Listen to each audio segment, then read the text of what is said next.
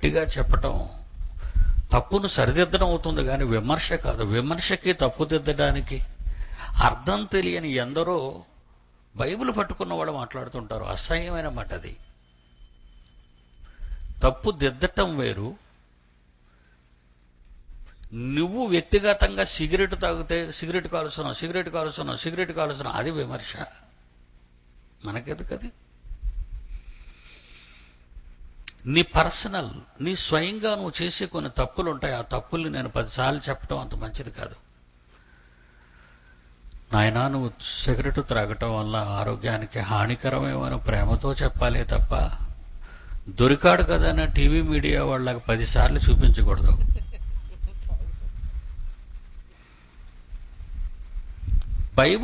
బైబిల్ని తప్పుగా చెప్పేటప్పుడు మాత్రం మందలించాలి, కఠినంగా గద్దించాలండి.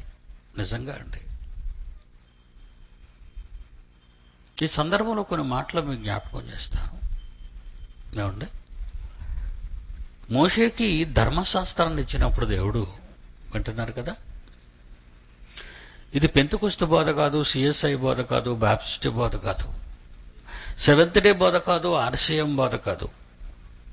సాక్షాత్తు దేవుడు పలికిన మాటలు ఉన్నవి ఉన్నట్టుగా చెబుతున్నాం.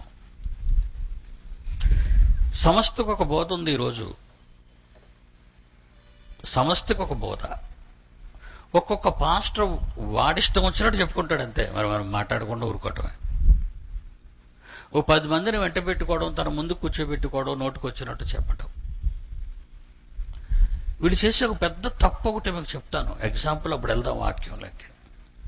సచ్చిన ప్రతివాడు తన సంఘస్థుడైతే గోతులో పెట్టే ముందు ఏమని చేస్తాడు ప్రార్థన పాస్టర్?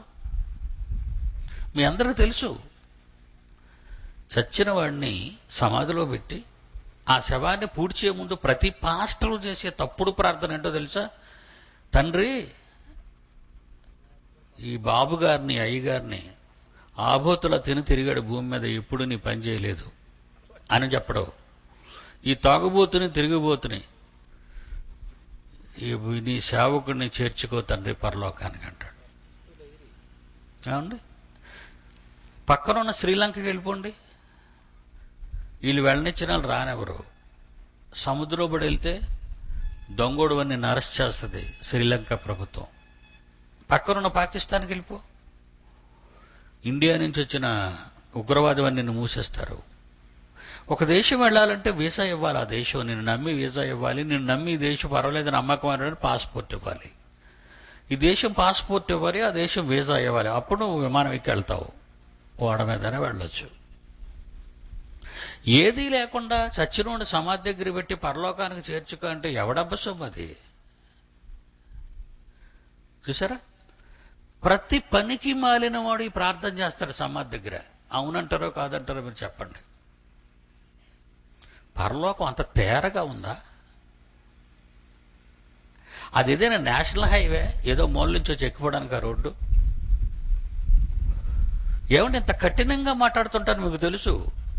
ఈ కఠినం మీ మీదే కాదు, వీళ్ళు మీ ప్రజల గురించే మాట్లాడను. అది ప్రధానమంత్రిగా మాట్లాడతాను. తప్పు చేసిన వాడిని తప్పు దిద్దాలి.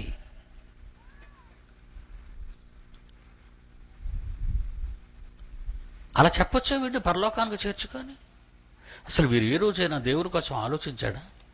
దేవుడి కోసం పుట్టానని అనుకున్నాడా?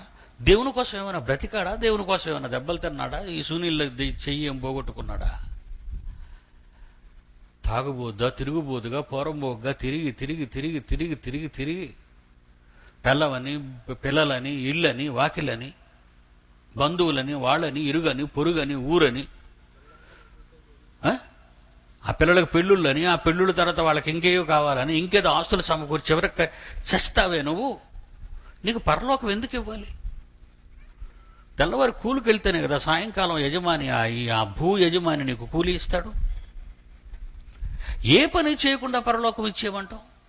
ఇచ్చేస్తాడని వీడు చెప్పటం, అయితే మా వాడు వెళ్ళిపోయాడని కుటుంబీకులందరూ సమాధి దగ్గర అనుకోవటం, అసలు పరదేశం అంటే పరలోకం అంటే తెలియకపోవటం, ఇలాంటి వాడు ప్రతి వాడు నోటుకొచ్చినట్టుగా బైబిల్ మాట్లాడుతున్నారండి. వాళ్ళందరికీ బుద్ధి చెప్పడానికేనండి ఈరోజు మేము వచ్చాం. ఇలాంటి దొంగలందరినీ జల్లించకపోతే వాళ్ళు ఎప్పుడు బాగుపడతారు? నన్ను తిట్టుకునేవ్వండి, నన్ను ఏమైనా అనుకునేవ్వండి. పిడి సుందరరావు గారు బతికెళ్తున్నారు, బాబు ఆయన పరిశుద్ధాత్మ లేదంటాడు బాబు అంటాడు. మరి ఏ ఆత్మ ఉందని చెప్పాలి నీతోని? పరిశుద్ధాత్మ లేదని ఎప్పుడు పిడి సుందరరావు చెప్పడు. పరిశుద్ధాత్మ అల్లరి కర్త కాడంటాడు. దేవుని పిల్లలారా, ధర్మశాస్త్రాన్ని ఇశ్రాయేలీలకు దేవుడు ఇచ్చినప్పుడు ద్వితీయోపదేశకాండం 6వ అధ్యాయం తీయండి తొందరగా, టైం అయిపోయింది.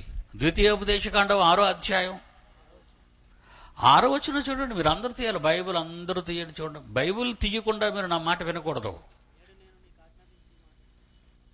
ఏమండి? బైబిల్ తీయకుండా నా మాట మీరు నమ్మకూడదు. ద్వితీయోపదేశకాండం 6వ అధ్యాయం 6వ వచనం. నేడు నేను నీకు ఆజ్ఞాపించిన ఈ మాటలు నీ హృదయములో ఉన్నాయా? విని విడిచిపెడుతున్నావా? ఒకవేళ ఉంటే వాటిని నువ్వు నీ కుమారులకు చెప్పాలి. ఆ కుమారులు ఎప్పుడు కనబడితే నీకు తీరుకున్నప్పుడు, వాడికి తీరుకున్నప్పుడు చెప్పడం కాదు. నేను నీకు చెప్పిన ఈ మాటలు, బైబిల్లో రాయబడిన ఈ మాటలు నీవు నీ కుమారులకు వాటిని అభ్యసింప చెయ్యాలి. చదివించటం కాదు, నేర్పించాలి. అభ్యసింప చేయటం అంటే నేర్పించాలి. చేస్తున్నారా మీరు? మీరు మీ కుమారులకు ఏటి అభ్యసింప చేస్తున్నారు? బీటెక్ అభ్యసింప చేస్తున్నారు, ఇంటర్మీడియట్ అభ్యసింప చేస్తున్నారు, 10th క్లాస్ అభ్యసింప చేస్తున్నారు, మెడిసిన్ అభ్యసింప చేస్తున్నారు, సాఫ్ట్వేర్ ఇంజనీర్గా వాడి చదువును అభ్యసింప చేస్తున్నారు, లక్షల రూపాయలు దోపెడుతున్నారు. అది ఎక్కడైనా బైబిల్లో ఉందా? చెప్పండి. అది అభ్యసించకూడదని ఎక్కడైనా బైబిల్లో ఉందా అని మీరు అడగండి నన్ను ప్రశ్న. అలా అది అభ్యసింపకూడదని, ఈ సాఫ్ట్వేర్ ఇంజనీర్లు, సివిల్ ఇంజనీర్లు, మెడిసిన్ ఇవి అభ్యసించకూడదని ఎక్కడైనా బైబిల్లో ఉన్నాయా అండి అని మీరు అంటారా? ఉంద గనుకనే ఇంత గట్టిగా చెప్తున్నాను మీకు. ఎవడు చెప్పడు, ఎవడు ప్రపంచంలో ఏ దరిద్రుడు చెప్పడు ఇలాంటి మంచి జ్ఞానాన్ని. దేవుడు నిన్ను దీవిస్తాడు, దేవుడు నిన్ను కాపాడుతాడు. మీకోసం మేము ప్రార్థన చేస్తున్నాం, మీకోసం నృత్యము ప్రార్థన చేస్తాం. మీరు ప్రార్థన కోరువారైతే సెల్ నంబర్కి చేయండి, ఆకన్నా ఎంతో కొంత ముట్ట చెప్పండి.